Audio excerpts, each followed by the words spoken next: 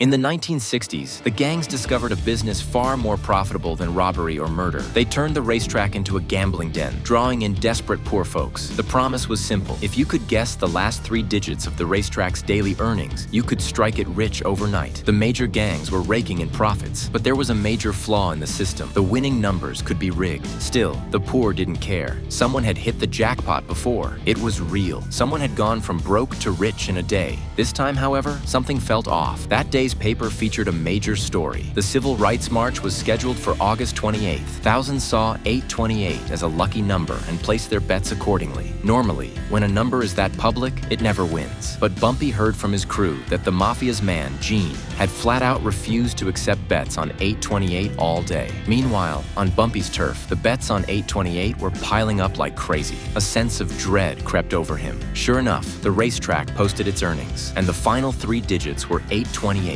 Every gambler who placed that bet was owed 600 times their original wager. Gene from the Mafia was ecstatic. This was his trap, laid perfectly for Bumpy. Turns out, the night before, Gene had kidnapped the racetrack's bookkeeper and threatened to kill his wife and kids unless he rigged the numbers to read 828. Terrified, the bookkeeper complied. Bumpy was screwed. Even if he sold everything he owned, he couldn't cover the payouts. He knew Gene had cheated, but it was too late. To save face, he had to find cash, and fast. But nobody had that kind of money lying around. Then he heard something from Frank, his family's liaison. One of the 5 mafia families, the Bonanos, had a falling out with Gene over a drug turf war. Gene, always arrogant, had even threatened the Bonanos in public. As the saying goes, the enemy of my enemy is my friend. That night, Bumpy met with the Bonanos and made them an offer. He would use his street network to help them build a new drug pipeline. All they had to do was front him $3 million.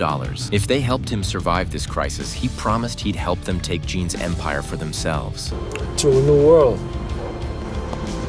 To a new world.